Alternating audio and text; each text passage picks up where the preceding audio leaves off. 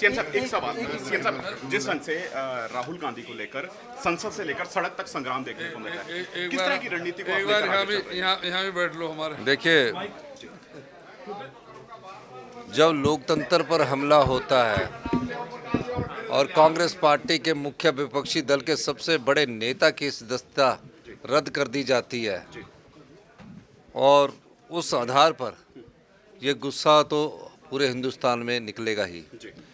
गुस्से की भी बात नहीं है। आज स्थिति ये है कि लोकतंत्र कमज़ोर हो रहा है। कांग्रेस की विचारधारा, नीतियाँ और कार्यक्रम के तहत ये लोकतंत्र मजबूत हुआ था और राहुल गांधी जी उस कांग्रेस की विचारधारा के सबसे बड़े प्रतीक है।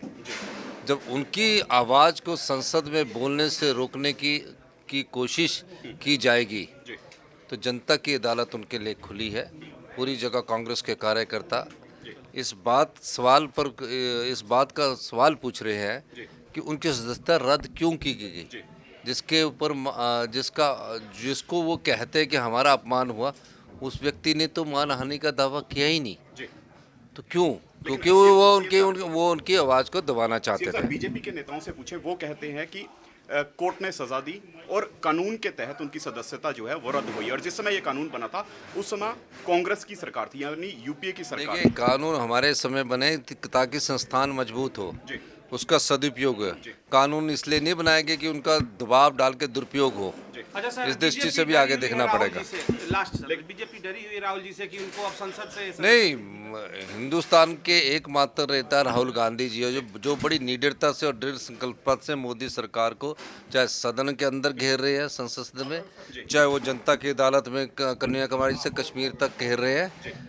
निश्चित तौर पर जिस प्रकार की भीड़ उनके उसमें पद यात्राओं में उमड़ी, उससे ये प्रतीत होता है कि उन्हें ये लगता है कि 2024 के इलेक्शंस में राहुल गांधी जी भारतीय जनता पार्टी की सरकार को नहीं बनने देंगे। इसलिए इनको किसी न किसी तरह कानूनी पचड़े में फैलाकर इनको राजनीतिक रूप से हानि पहुंचाई जाए। सरकारी आवास भी खाली करवा लिया जा रहा है। राहुल गांधी जी इन चीज़ों की परवाह नहीं करते। सरकारी आवास खराब कर दिया जाए, एमपी की संसद सदस्यता रद्द कर दी जाए, इन चीज़ों की परवाह नहीं करते।